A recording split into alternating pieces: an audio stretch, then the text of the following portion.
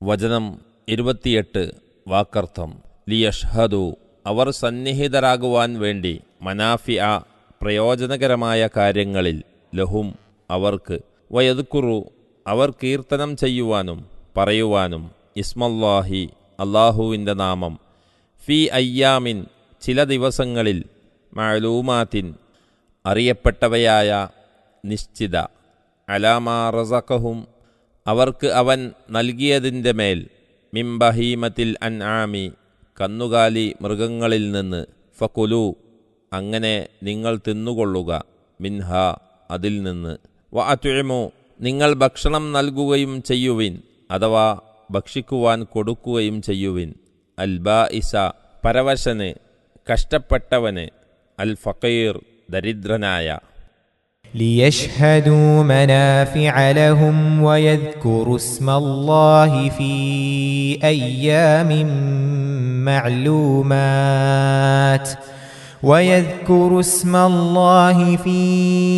أيام معلومات على ما رزقهم من بهيمة الأنعام فكلوا منها وأطعموا البائس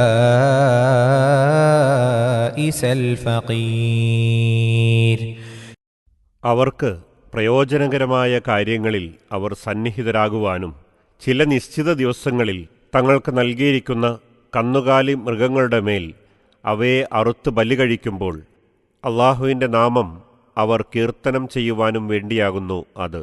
അങ്ങനെ അവയിൽ അഥവാ ആ കന്നുകാലികളിൽ നിന്ന് നിങ്ങൾ തിന്നുകൊള്ളുകയും ദരിദ്രനായ പരവശന് ഭക്ഷണം നൽകുകയും ചെയ്യുവിൻ. വചനം 29 വാക്കർത്ഥം. സുമ്മൽ യഖ്ലു പിന്നെ അനന്തരം അവർ നിർവഹിക്കട്ടെ, തഫസഹും അവരുടെ അഴുക്ക് നീക്കൽ, വൽ യൂഫു അവർ നിറവേറ്റുകയും ചെയ്യട്ടെ, നുദൂറഹും അവരുടെ നേർച്ചകളെ വഴിപാടുകളെ, വൽ യത്തവഫു അവർ ത്വവാഫും ചെയ്യട്ടെ, ബിൽ ബൈത്തി ആ ആലയത്തെ, അൽ അതീഖ് പുരാതനമായ വിമുക്തമായ.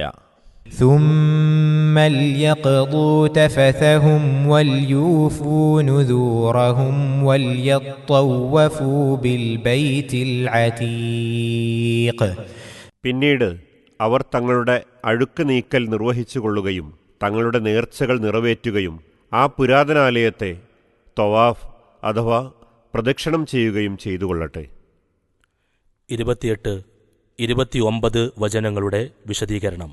മനാഫിഅ ലഹും അവർക്ക് പ്രയോജനകരമായ കാര്യങ്ങൾ എന്നു പറഞ്ഞതിൽ ഹജ്ജ് കർമ്മങ്ങൾ, ആ പുണ്യസ്ഥലത്ത് വച്ച് ചെയ്യുന്ന മറ്റു ആരാധനാ കർമ്മങ്ങൾ എന്നിവയ്ക്ക് പുറമെ ഹജ്ജ് കാലത്ത് നടത്തപ്പെടുന്ന കച്ചവടം മുതലായവയും ഉൾപ്പെടുന്നു. അയ്യാമിൻ മഅലൂമാത്ത് അറിയപ്പെട്ട ദിവസങ്ങൾ കൊണ്ട് ഇവിടെ ഉദ്ദേശ്യം ബലിപെരുന്നാൾ ദിവസവും അതിൻ്റെ അടുത്ത ദിവസങ്ങളുമാണ്. ദുൽഹജ്ജ് മാസത്തിലെ ആദ്യത്തെ 10 ദിവസമാണെന്നും ആ മാസം 8, 9, 10 എന്നീ ദിവസങ്ങളാണെന്നും അഭിപ്രായങ്ങളുണ്ട്. ബഹീമത്തിൽ അൻആം കന്നുകാലി മൃഗങ്ങൾ എന്നതിൻ്റെ വിവക്ഷ മേപ്പടി ദിവസങ്ങളിൽ ഹജ്ജ് കാലത്ത് ബലിയർപ്പിക്കപ്പെടുന്ന ഒട്ടകം, മാട്, ആട് എന്നീ മൃഗങ്ങളത്രേ. വയദ്കുറുസ്മല്ലാ അവയുടെ മേൽ അള്ളാഹുവിൻ്റെ നാമം കീർത്തനം ചെയ്യപ്പെടുക എന്നു പറഞ്ഞതിൻ്റെ താൽപ്പര്യം അള്ളാഹുവിൻ്റെ നാമത്തിലും തക്ബീർ മുഴക്കിക്കൊണ്ടും അവയെ അറുത്ത് ബലി കഴിക്കുക എന്നുമാണ്. ബലികർമ്മങ്ങൾ നടത്തുന്നതുവഴി മനുഷ്യൻ്റെ ത്യാഗവും ഭക്തിയും പ്രകടമാക്കുന്നതിന് പുറമെ അതുകൊണ്ടുളവാകുന്ന മറ്റൊരു പ്രയോജനത്തെയാണ് ഫകുലൂ മിൻഹ വഅത്ഇമു നിങ്ങൾ അതിൽ നിന്ന് തിന്നുകയും ദരിദ്രനായ പരവശന് ഭക്ഷണം നൽകുകയും ചെയ്യുവീൻ എന്ന വാക്യം ചൂണ്ടിക്കാട്ടുന്നത്. ഇസ്ലാമിന് മുമ്പ് ബലിമൃഗങ്ങളുടെ മാംസം ഭക്ഷിക്കാറില്ലായിരുന്നുവെന്ന് കാണുന്നു. ആ നിലയ്ക്ക് ഇതൊരു പുതിയ സാമൂഹ്യ സേവന മാർഗവും കൂടിയാകുന്നു. തഫസ് എന്ന വാക്കിന് അഴുക്ക്, മാലിന്യം എന്നൊക്കെയാണർത്ഥം. മുടിയെടുക്കൽ, നഖം മുറിക്കൽ, വാസനദ്രവ്യം ഉപയോഗിക്കൽ മുതലായവ ഹജ്ജ് വേളയിൽ വിരോധിക്കപ്പെട്ട കാര്യങ്ങളാണ്. അങ്ങനെയുണ്ടാകുന്ന ജഡയും അഴുക്കും ഹജ്ജിൻ്റെ അവസാനത്തിൽ നീക്കം ചെയ്യേണ്ടതുണ്ട്. അതാണിവിടെ പിന്നീട് അഴുക്കു നീക്കൽ നിർവഹിക്കണം. സുമ്മൽ യഖ്ളു തഫസഹും എന്ന് പ്രസ്താവിച്ചതിൻ്റെ സാരം. ഇതും ഹജ്ജു കർമ്മങ്ങളിൽ ഉൾപ്പെട്ട ഒരു കർമ്മമത്രേ. ഹജ്ജിൻ്റെ കർമ്മങ്ങളെല്ലാം നിർവഹിച്ച് തങ്ങളുടെ കടമ നിറവേറ്റണമെന്നാണ് മൊത്തത്തിൽ ഇപ്പറഞ്ഞതിൻ്റെ സാരമെന്നും ചിലർ അഭിപ്രായപ്പെട്ടിട്ടുണ്ട്. ഹജ്ജ് കാലത്ത് അവിടെ വെച്ച് ചെയ്യാൻ നേർന്നിട്ടുള്ള നേർച്ച വഴിപാടുകളും അവിടെ നിർവഹിക്കേണ്ടതുള്ള കടമകളും വൽയൂഫു നുദൂറഹും തങ്ങളുടെ നേർച്ചകൾ നിറവേറ്റിക്കൊള്ളട്ടെ എന്ന കൽപ്പനയിൽ ഉൾപ്പെടുന്നു. കഅബയുടെ അടുക്കൽ ചെല്ലുമ്പോൾ പൊതുവായും ഹജ്ജ് കർമ്മങ്ങളിൽ പ്രത്യേകമായും ചെയ്യാനുള്ള ഒരു പുണ്യകർമ്മമത്രേ ത്വവാഫ് അഥവാ കഅബയെ പ്രദക്ഷിണം ചെയ്യൽ.